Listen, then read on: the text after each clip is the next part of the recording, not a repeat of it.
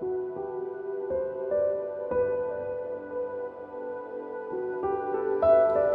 good morning to all of you. Welcome back to Namaste Village. It is Monday and we are halfway in.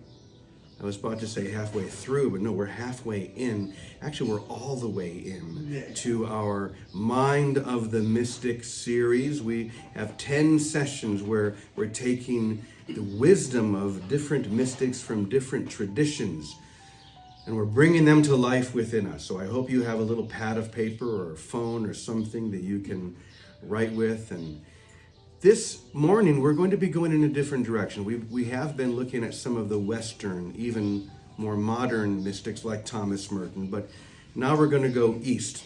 And before we do that, I want to say something about who we are in our identity of Namaste Village.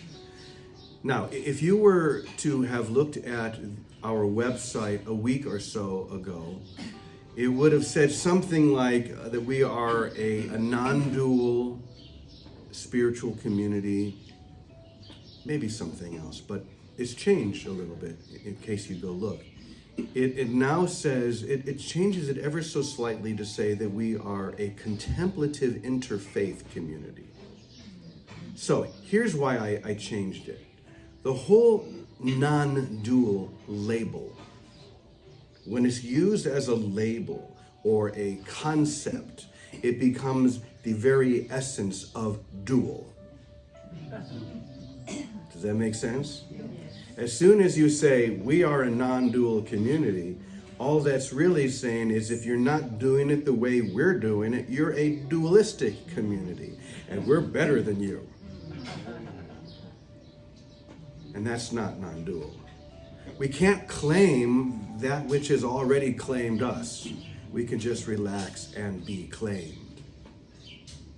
And that's really the goal of the mystic or the contemplative. A contemplative is simply someone who is relaxing into that divine flow, not so much in form, who cares about that, but in essence, into the formless. Now, this mystic may, and very probably is, aligned with a tradition or a religion, and that's okay, but they're able to surf that tradition, like riding the waves, never being pulled under. The dogma becomes really nothing. We may even use it to a certain degree. I was just talking at the breakfast table how I, as a priest, when I am serving at the church, I have to say certain prayers, I have to do certain rituals, and that's what's expected of me, and I do it because I'm here to be truly helpful. All the while knowing in my mind that it has nothing to do with any of this. In fact, ultimately, it's all rather silly. It's all rather, here's the thing. Any ritual, any religion ultimately is rather silly in the end. That doesn't mean that it's not helpful to a certain point, but only to a certain point. And this is when the mystic or the contemplative takes over.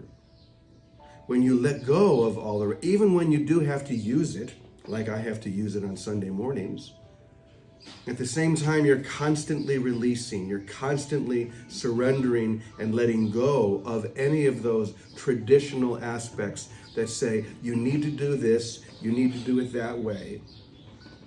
It's all rather silly. And that's okay. Because it's each one of us, the mystic within us, the contemplative within us, that is called to rise above even concepts, and it is a concept called non-duality. And simply be. That's why, for those of you on, maybe if I just show the top. Be. That's why our prayer ends with just that one word, be. Just be still. Know. Just know what is forever known within you. Let go of the rest. I find it very interesting when people begin judging what is and what is not non-dual. there's a militancy within that, isn't there? Well, this book is dualistic because X, Y, and Z. While this book is non-dual. Bullshit. This book is just as dualistic as that one, and this one is just as non-dual as that one. It depends upon how I look at it. I could pick up the newspaper and it would be the greatest non-dual statement in the history of the universe if I choose to see it through the lens of oneness. So that's why I took any reference at all to non-duality or to non-dual community, and we're just contemplatives. And one thing that's beautiful about a community like Namaste Village is that's going to show up uniquely through each and every single one of us. We're not a contemplative community in that we need to be like Thomas Merton's Gethsemane community following the rule of St. Benedict. There is no rule here. The only rule that we have is go for it. Why hold back? Why are you here except to go for the experience itself? Now, Ravi is going to do that more through a Hindu lens, because this is what he is most familiar with, perhaps more comfortable with. Some of us do it through chanting kirtan. Beautiful, whatever it is. None of that matters. Just do it. Go for it. Don't hold back. So that's why we've changed things a little bit. And for those of you who live here, don't worry, nothing's going to change. Maybe your own individual focus will change by simply knowing that this is what each one of us is called to be mystics, to enter into the mystical, to let go of everything else. And so that's why today and tomorrow we're going to be looking at a little bit of the writing of one of my very favorite Hindu mystics. Robbie's excited. And that is Anandamayi Ma. Now, I actually put this on my computer. This is what Shivananda, the great yogi, said about her. He said that she is the most perfect flower the Indian soil has ever produced. Isn't that beautiful? If you don't know anything about Anandamayi Ma, go check her out. It's just beautiful. And I'm going to read a paragraph now, and we're going to go back and sort of look at each part. But before you do that, I want you to see if you can sense the frequency of light. I want you to see if you can, yes, turn that around. Here, why don't you give that to me so I can show it to everybody here. This is a picture that Ravi just gave to me, a very young picture of Anandamayi Ma. And this was a fully illumined being.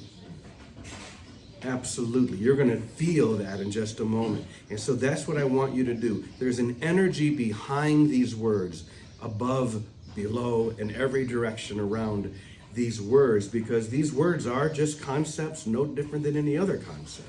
But there is a frequency that I want to see if you can sense that is coming from a whole mind. A mind who sees everything as a whole, not fragmented. So this is what she wrote. The universal body of the beloved comprises all things: trees, flowers, leaves, hills, mountains, rivers, oceans, and so forth. A time will come, must come, when one actually, or I should say when you actually perceive this all-pervading universal form of the one. Once again, a time will come, must come, when one gradually perceives this all-pervading universal form of the one. It's guaranteed. Only the time you choose to do it is optional. She didn't write that. The variety of God's shapes and guises is infinite, uncountable, without end. All the disguises of the divine. Just as ice is nothing but water, so the beloved is without form, without quality. And here's the important part. And the question of manifestation does not arise. The question of what it looks like, how it appears, does not arise within a whole mind. When this is realized, one has realized one's self with a capital S. When this is realized, you have realized your true self. Okay? For to find the beloved is to find myself with a capital S. To discover that God is my very own, wholly identical with myself with a capital S. Wholly identical. My innermost self, the self of myself. Isn't that beautiful? My innermost self, the self of myself. Can you feel that? Can you feel the spark?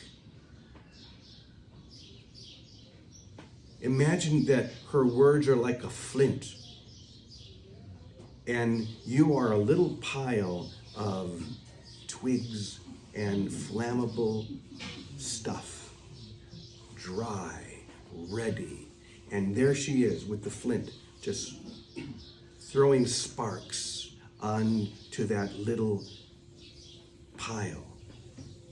One of them is going to catch. Maybe it's when she says, to find the beloved is to find myself. Maybe that one line is enough to spark it. Maybe that's what ignites you.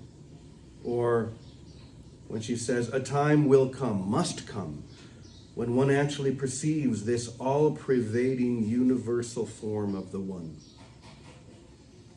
Maybe that's what will ignite that little pile of combustible material. You are that pile of combustible material. I hate to reduce you to that, but I'm not reducing you to anything. I'm elevating you to the highest point. You're ready, in other words. You're ready to flame, to come alive. And here she is throwing sparks. Don't hide from them. Dive into them. Receive each one. So when she says, a time must come, it will absolutely, it's guaranteed to come when you actually perceive this all-pervading universal form of the one.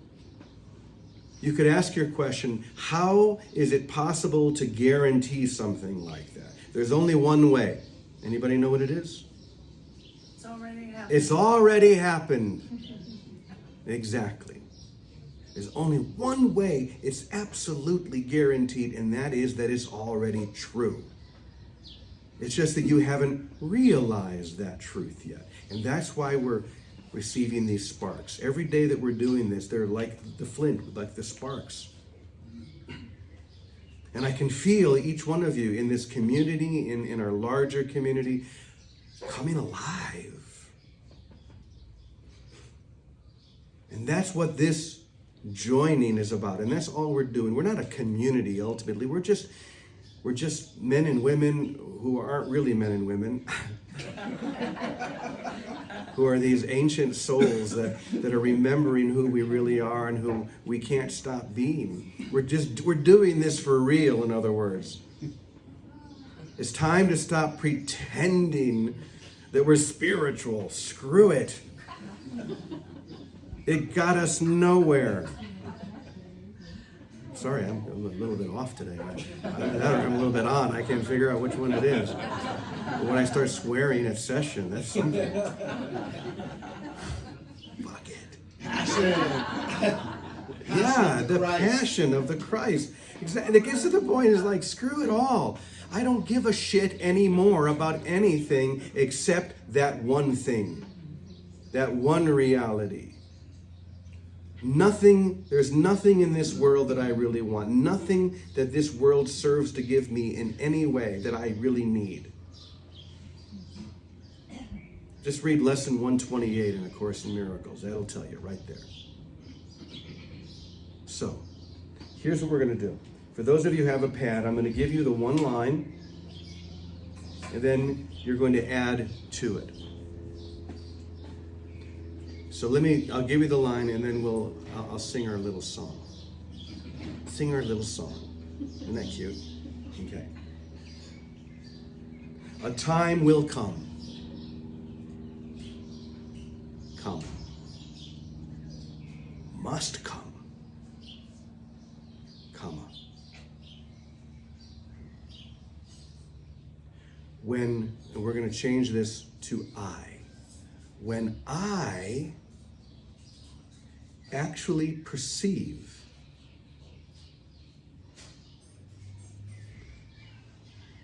this all-pervading,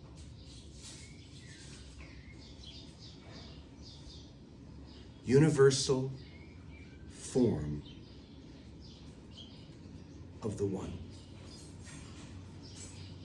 So once again, a little faster. A time will come, must come, when I actually perceive this all-pervading universal form of the One. No way around it.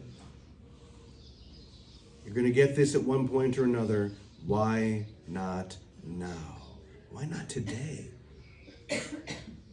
Everybody got it? Anybody need to shall I repeat it again? You got it? Okay. So go ahead and now listen deeply. Listen to that still, quiet voice that rests within you, that ignites within you. And see what wisdom wants to speak through and as you. Let me know myself in thee. Let me know myself in thee. Nothing more, nothing more. Let me know myself in thee. Let me know myself in thee. Let me know myself in thee. Nothing more, nothing more. Let me know myself in thee.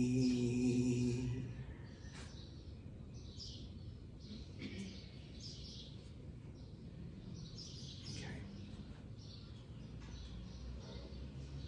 So we're going a little bit long here. So we're going to do 2 people from Namaste Village, and then we'll do 2 people from the Zoom. So let's start with Namaste Village. Who would like to come up and share? Yes, right. Leah, come on up. She's coming all the way from the back, so we'll give her a second. Come around this way. Boy, you've got quite a contraption here. Okay, I think I heard it correctly. A time will come, must come, when I actually perceive this all-pervading, universal form of love. Is that right? Close enough. Okay. And mine is, when would now be a good time to perceive this all-pervading, universal form of the love? Right now.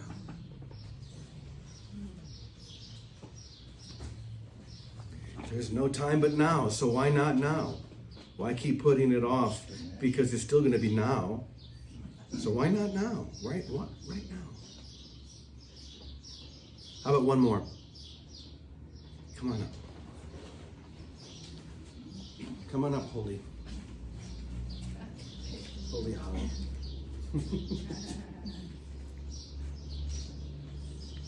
A time will come, must come, when I actually perceive this all-pervading universal form of the One. I relax into everything, and everything relaxes into me.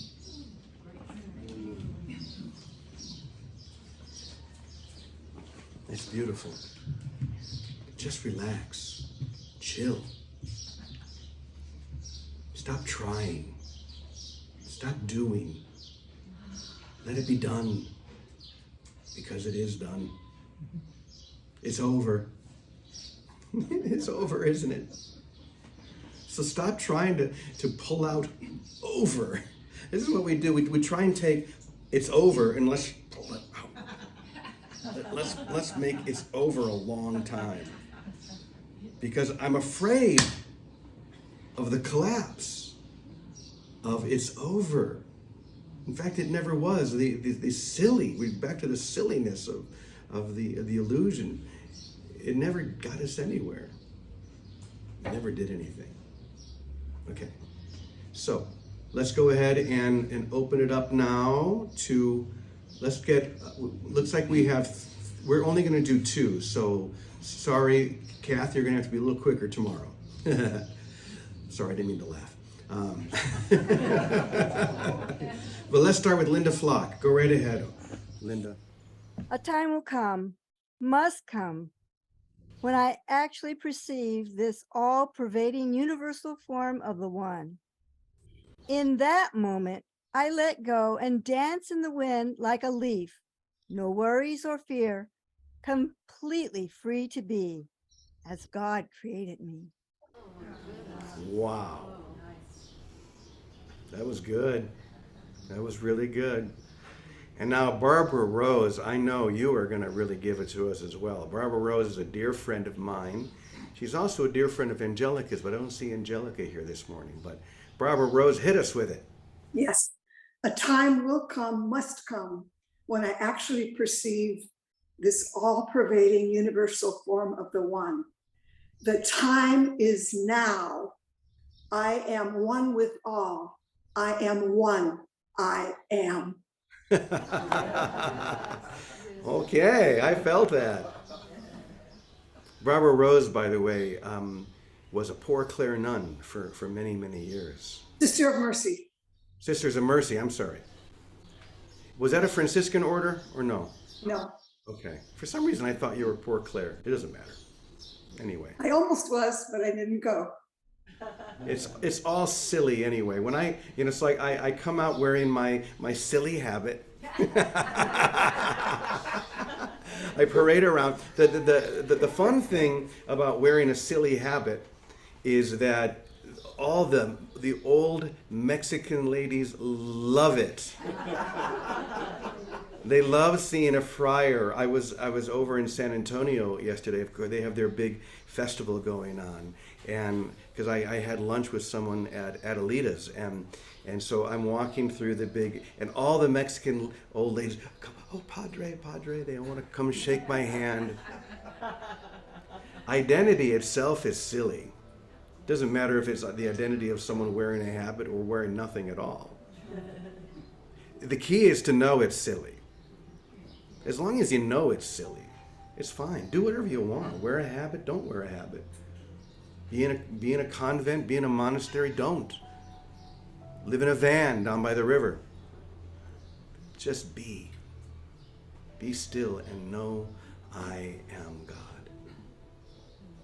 Okay, we have one more, and that is our dear Vicky. Vicky, are you out there? I am, Brother James. And Barbara Rose is also a friend of mine, and we do think alike, as I got exactly the same sentence. Exactly. Let this time be now. I know this is so. I know, I know, I know. And what I want to say is all those silly costumes are a way of dancing, the way Linda Flock was saying. They're a way of dancing together.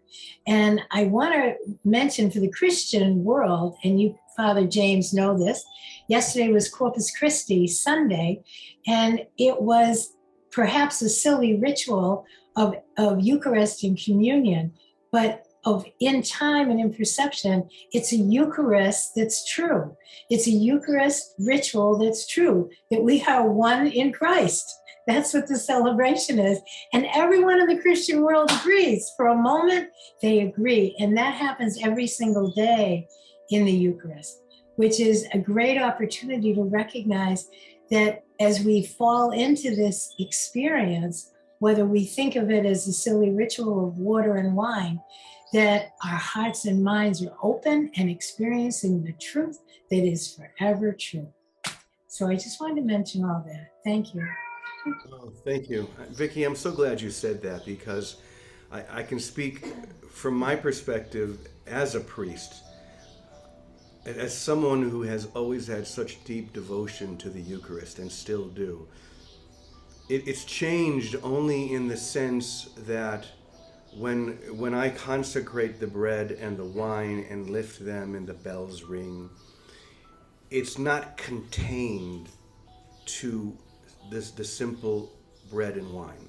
It's uncontained. It's uncontainable.